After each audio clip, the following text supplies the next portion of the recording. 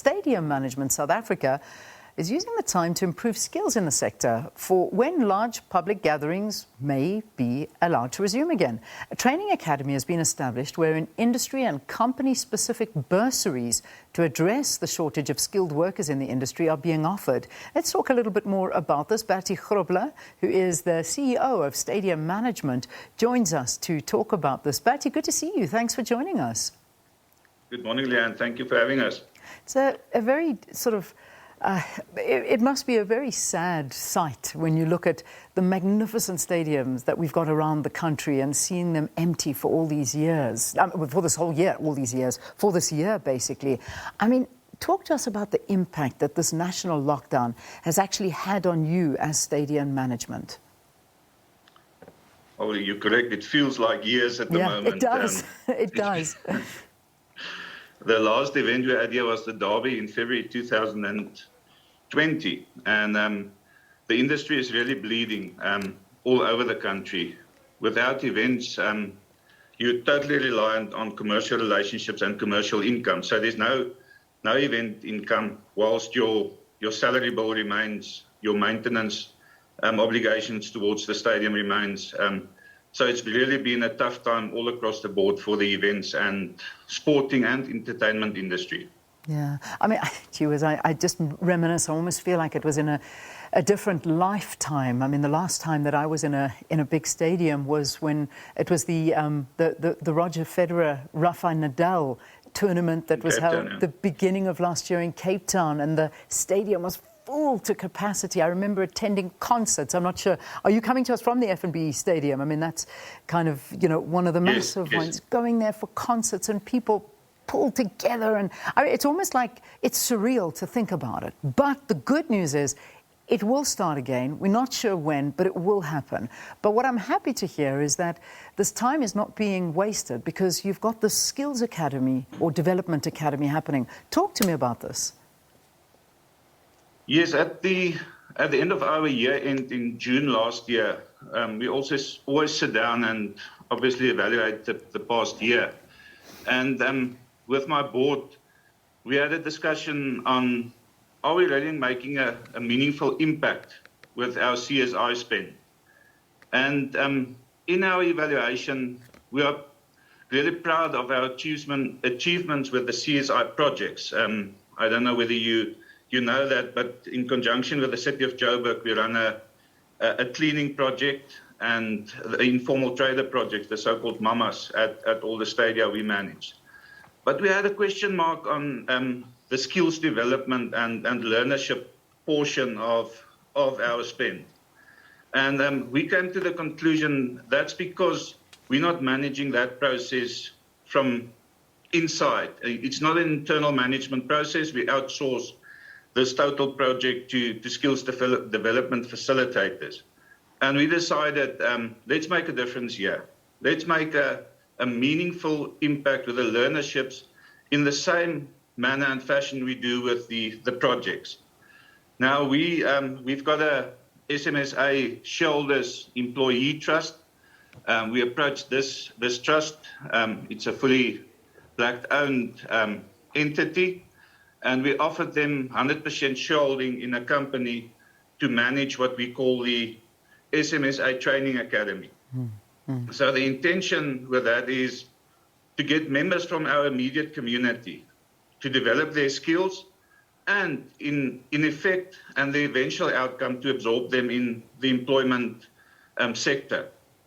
Now to run this project, we obviously need partners, and we've got a very competent skills development facilitator at the company, but we joined forces with Awenio Management and Consulting as the facilitator of this project, and then with e-learnership companies, and currently Belela Industries or Technologies is the e-learning partner that we've teamed up with. Yeah. Now we're starting this learnership project on the 12th of April with 50 security guards that we want to train, develop their skills, and eventually use them at events at the stadium. So you'll understand that our main focus and aim would be on the service delivery aspects that we utilize on a daily basis at the stadium and on events. Yeah. So with the security guards, the training will take place at the stadium. They will undergo theoretical training and then a practical portion as well. So when you are a regular visitor to the stadium, as with the PSL, our host clubs at Orlando State, Pirates and here Kaizer Chiefs, the security guard will immediately know your name. He will be able to direct you. It's not an unknown territory to him.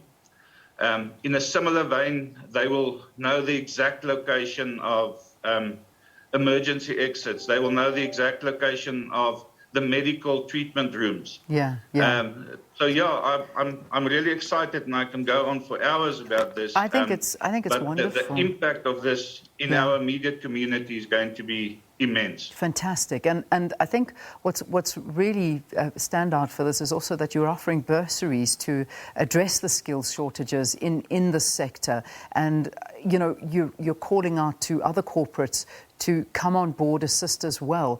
Who actually qualifies for such a bursary? Just on your first comment, obviously we're going to approach our service providers that's involved and our stakeholders, because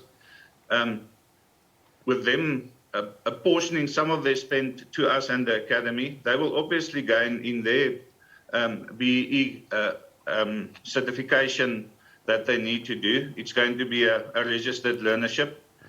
On your second point, it's obviously going to be extremely difficult for us to allocate and to decide who qualifies for bursaries and for the learnerships. So we've involved with the approval of the City of Joburg, we're going to involve the local councillors and the communities and the community forums in the communities we serve to do that vetting for us and to provide us with names.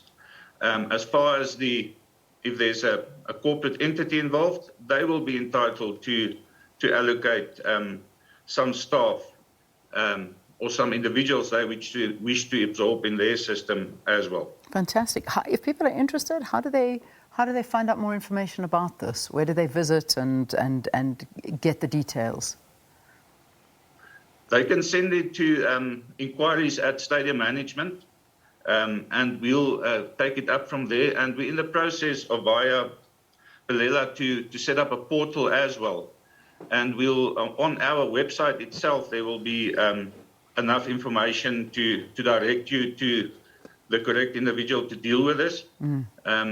And the portal will also be available for those purposes. Fantastic. Bertie, just a question on a very different note, and I mean, I'm asking this out of curiosity because I've seen it happen in other parts of the world. Obviously, we're on the brink of a vaccine rollout whenever that does take place, and big areas are needed for tens of thousands of people to come in and get their vaccine and go out. Have you been approached at all? I know there have been different venues that have been identified by government where vaccine processes, but have you, of stadium management, been approached to assist in any way and use your venue?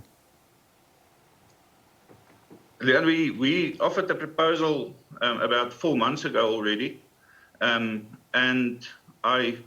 I'm not at liberty to disclose now, but I can say that we've been approached in the last 2 weeks. There's a definite plan from government now with the mass vaccination sites, and we're involved in that process. Whether they're going to elect us as one of the sites, I don't know, but the government is busy with a big plan and a focused plan at the moment to roll out mass sites to do the vaccination. Fantastic. Well, listen, we appreciate that because obviously these are all still discussions, but it'll be interesting to see if, in fact, stadium management assists on this, because when you talk mass vaccinations in big venues, this is exactly what comes to mind first. Bertie, thank you. Good luck with this training academy. I think it's a fantastic initiative. Bertie Grobbelaar is the CEO of Stadium Management South Africa, talking to us about this academy for training. And it's basically, we're established, have been locked down. things are going to come back to life. We know this. We don't know when, but they will come back to life, and the training is there. But, you know, Valen, in terms of different sports stadia from around the world, I know I was watching how, or a friend of mine actually in New York went to the Yankee Stadium, and that was where she had her vaccine. Oh, wow. And it was, I mean, it ran like you cannot believe. I mean, they would just, you would arrive, you would queue, you'd go here, you'd go there, then here, then you'd get your vaccine. I mean, but it was just, and then you even had a space where you could recover just to see that you had no fight. But these were the kind of numbers we're talking about, of hundreds of thousands of people going into big stadia. So it would be a great idea if we go that route. Yeah, certainly, Leanne. And I think that America has certainly been a standard to follow when it comes to a vaccine rollout. But just with regards to the role that stadiums around the world have played when it comes to the pandemic, yeah. I mean, it all started way back when many of them were being turned into hospitals. Exactly. And many sporting facilities giving up their fields and their facilities and saying, please use our facilities. I mean, you speak about New York, at Flushing Meadows, we had where they always host the US Open. That yeah. was turned into a hospital and helped to provide Sweet. hospital beds for those that were suffering Yeah. with the coronavirus. So yes, from a sporting perspective, the sports industry certainly did help in that way. They did, and I mean, you've got. I mean, I see in the NFL stadiums they also being used. But you know, my concern, and I'm going to hand it over to you. I mean, I know it's sports news time, but when I think about going into a stadium